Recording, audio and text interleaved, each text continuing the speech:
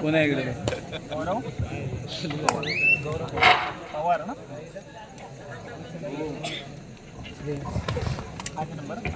एससीएफबी packing लगावण्याचा प्रयत्न Jersey क्रमांक 5 ला इथे आपण पाहणार आहोत जयेश लाड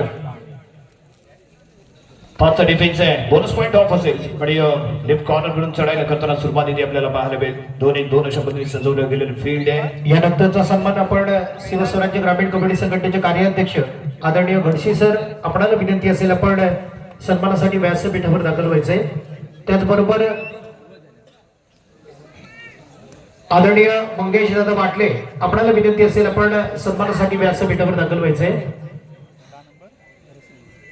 आदरणीय संतोषजी मोरे खिरशीचे माजी सरपंच यांना सुद्धा विनंती असेल आपण सन्मानासाठी व्यासपीठावर दाखल व्हायचंय। मित्रांनो ही स्पर्धा अशी आहे आलेल्या प्रत्येक अतिथी गणांचा आपण यथोचित असा सन्मान सोहळा संपन्न करताना आपण पाहतोय, कारण खऱ्या अर्थानं या क्रीडांगणाला इतिहास आहे। इथून कबड्डी रुजली, इथून कबड्डी सुरू झाली आणि ज्या क्रीडानगरीच्या ऐतिहासिक अशा क्रीडांगणावर आपण मान्यवर गणांचा सन्मान सोहळा संपन्न करताना पाहतोय।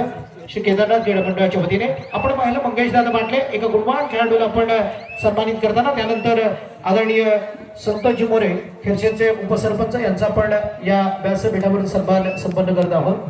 बापू दादा यादव आपल्याला विनंती असेल शिवस्वराज्य ग्रामीण कबड्डी संघटनेचे सल्लागार बापू दादा यादव आपल्याला विनंती असेल आपण सन्मानासाठी व्यासपीठावर दाखल व्हायचे।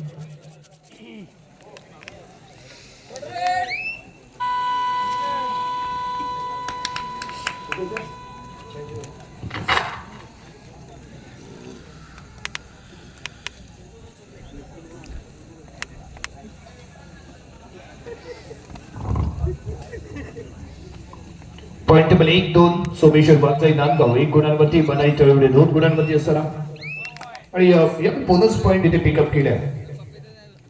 बोनस पॉइंट तेवढाच महत्वाचा असतो जेवढा बापूदादा यादव आदरणीय चंदूदादा चौगले शिवस्वराज्य ग्रामीण कबड्डी संघटनेचे माजी उपाध्यक्ष आपल्याला विनंती असेल आपण सन्मानासाठी व्यासपीठावर यायचे।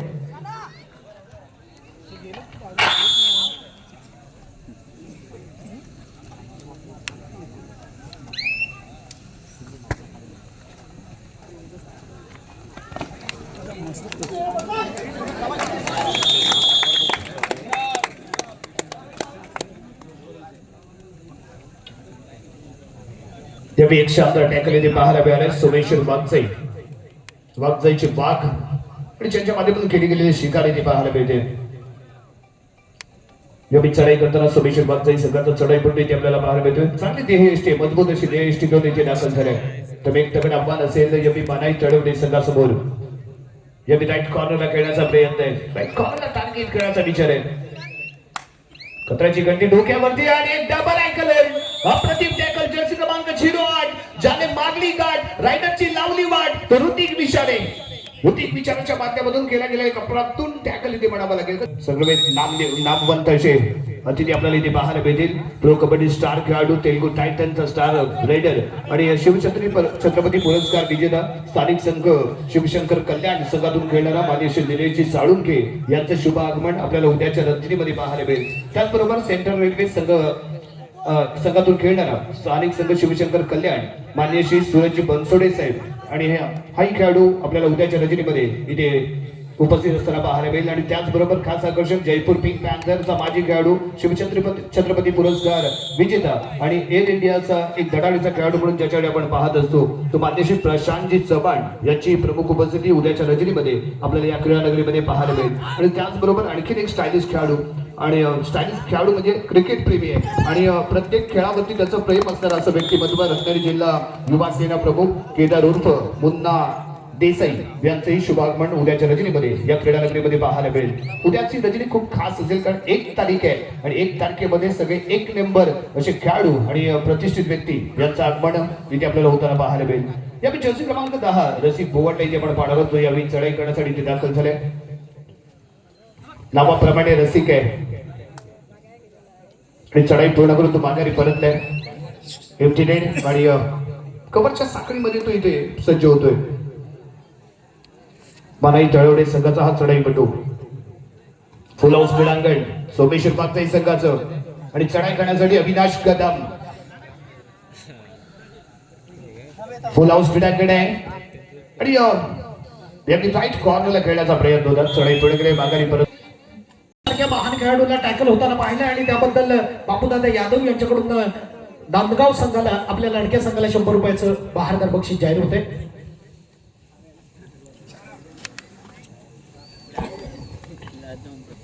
या चढाई करण्यासाठी जर्सी क्रमांक 01 ज्या क्रमांकाची जर्सी आहे त्या क्रमांकाची शान याला राखणे इथे गरजेचं असेल. 4 डिफेन्स आहे आणि यावेळी फॉलो केला गेला. परफेक्ट डॅश पाहायला मिळतोय. ताकदवान डॅश आहे. लॉबीच्या जवळ होता. मिडल लाईन क्रॉस करण्याचा इरादा होता आणि त्याच दरम्यान दिला गेलेला हा डॅश पाहायला मिळतोय. सक्सेसफुल ठरलाय. तुम्ही पॉइंट इथे मिळणार आहे तो मानाई तळवडे संघाला. जर्सी क्रमांक 2 यावेळी नाना विचार आहे. ज्याच्या मनामध्ये चाललेले नाना विचार आणि तो घेऊन मैदानात दाखल झालेला हा नाना विचार आहे. कशा पद्धतीने लढतोय कशा पद्धतीने फिरतोय इथे पाहणं आवश्यक असेल. 6ची बचाव फळी आणि यावेळी राईट कॉर्नरला खेळण्याचा चाललेला प्रयत्न.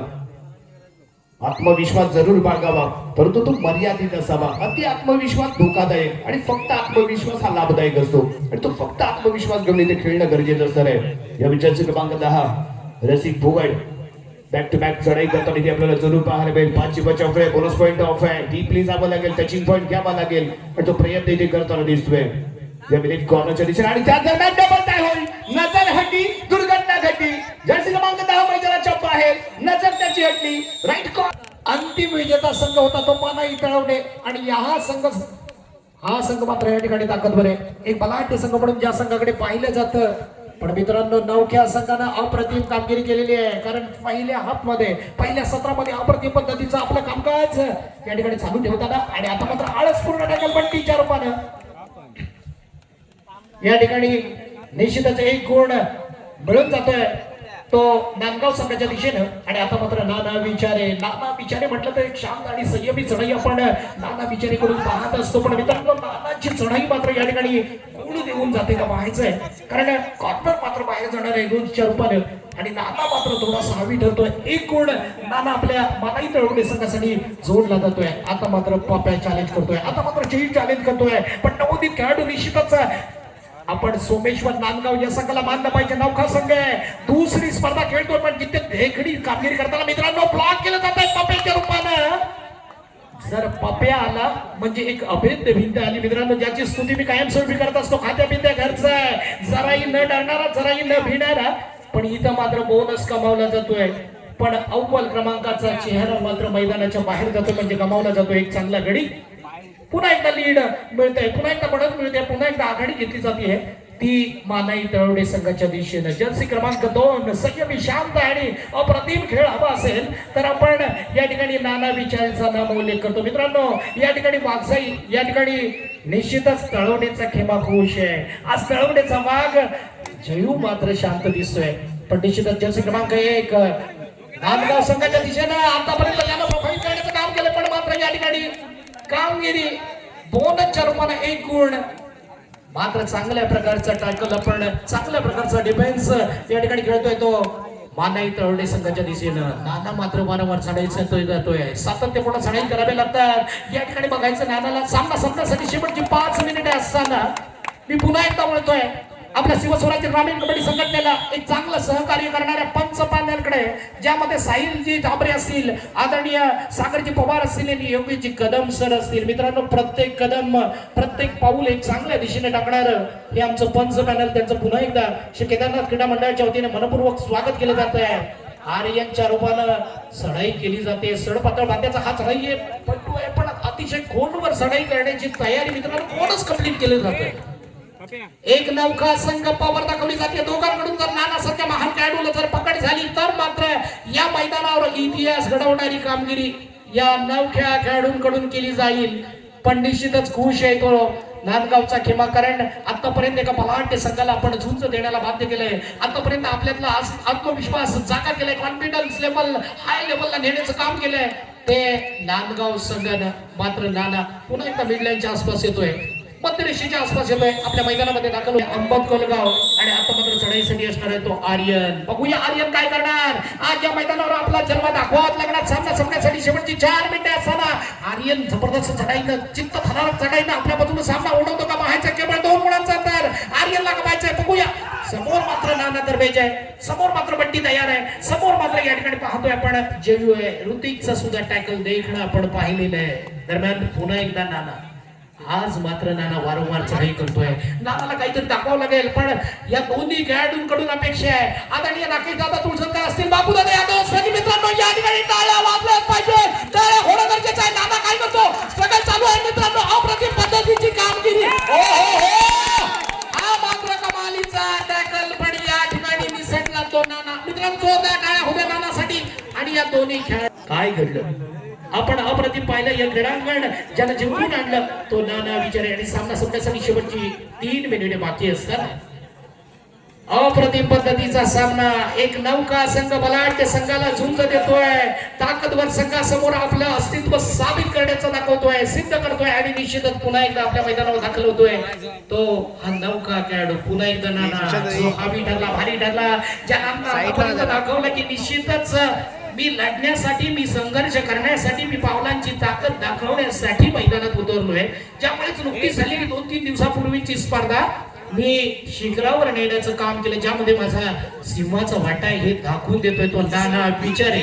आणि आज नानाला खेळवलं जात आहे. दरम्यान जयू मात्र विश्रांती घेतोय, पण नाना मात्र आपल्या कामगिरीवर खरा उतरतोय. आणि मित्रांनो हाच तो नाना. आता मात्र दबावाची चढाई येणे, थर्ड रेड डू और डाय, काहीतरी करावं लागणार. या चढाईमध्ये तुला सिद्ध करावंच लागणार, कारण स्वतःला सिद्ध करावं लागतं, अन्यथा सेटिंग झोन मध्ये जावं लागतं. तसे मात्र या ठिकाणी सवय लावून घेणारा सामना संपण्यासाठी शेवटचे 2 मिनिटे असताना पाप्या पुढे गेला म्हणजे निश्चितच परतीचा सर्व प्रवास बंद, परतीचे सर्व दरवाजे बंद. कारण पप्यासारखी भिंत एकदा अडसर ठरली, बघ मात्र केवढाही खेळाडू असू दे त्याला परतीचा प्रवास सर्व बंद करावा लागतो. आणि आता मात्र चढाईसाठी असणार आहे तो नाना विचारे. यानंतरचा सामना अंतिम आणि तिसरा पुकार, कालकाई प्रसन्न कुशवडे, ग्रामदैवत कोकरे, सागर आणि रसिक लोंढे. आपल्याला विनंती असेल आपण खेळण्याच्या दृष्टीने तयार राहायचंय. मैदानाच्या मुख्य प्रवेशद्वाराजवळ दोन्ही संघ तयार असतील. आपणासाठी अंतिम आणि तिसरा पुकार नाना. या वेळेला मात्र आपली चढाई पूर्ण करताना आणि आपल्या संघामध्ये पुन्हा एकदा दाखल होते तो नाना विचारे. पण मित्रांनो हे मैदान आज गाजवण्याचं काम केलं ते सोमेश्वर नांदगाव या संघानं, कारण समोर मात्र एक चिवट आव्हान असून, एक कडबा आव्हान असून, एक बलाढ्य संघ असून, ज्या संघाला आज झुंज देण्यासाठी बाध्य केलं, झुंज देण्याला भाग पडला. आणि पुन्हा एकदा सामना संपण्यासाठी शेवटचं 1 मिनिट बाकी असताना थर्ड रेडचा इशारा. मित्रांनो नानाला जर या ठिकाणी पकड झाली ना तर मात्र आपण सामन्यामध्ये जरी हारलो असलो तरी जिंकल्याचा आनंद आपल्याला मिळू शकतो. फक्त नानाला पकडणं बाकी आहे. निश्चितच नानाचा संघर्ष चालू आहे. या ठिकाणी काय घडतं बघूया. नानाला पुन्हा एकदा पकडण्याची ताकद साहिल मधून, आर्यन मधून आणि त्याच्या संपूर्ण संघामधून तयार होते का पाहायचं आहे. रसिक काय करतो पाहायचं आहे, साहिल काय करतो पाहायचं आहे. पण नानाचा अटॅक, नानाचा हल्ला, वाव जबरदस्त. आणि पुन्हा एकदा नाना स्वतःचा एस्केप लाजवाब पद्धतीने करतोय, 2 गुणांची कमाई करतोय. नाद करायचा नाही. माना इतरवटे सिरपेच्या मध्ये पुन्हा एकदा एक मानाचा तुरा रोवला जातोय. पुन्हा एकदा चॅलेंज बरी चढाई, पुन्हा एकदा आव्हानात्मक चढाई, ज्याचे क्रमांक 0-1 कडून आपण पाहतोय. दोन्ही कोपऱ्यामध्ये एक उत्तम दर्जाचा खेळ सादर करताना पुन्हा एकदा जयेश लाटच्या दिशेने आक्रमण करताना. आणि मित्रांनो आज सामन्यामध्ये जयेश मात्र थोडंसं आपल्याला दुखापतग्रस्त पाहायला मिळतोय. आणि सामना संपल्याची खूण आपल्याला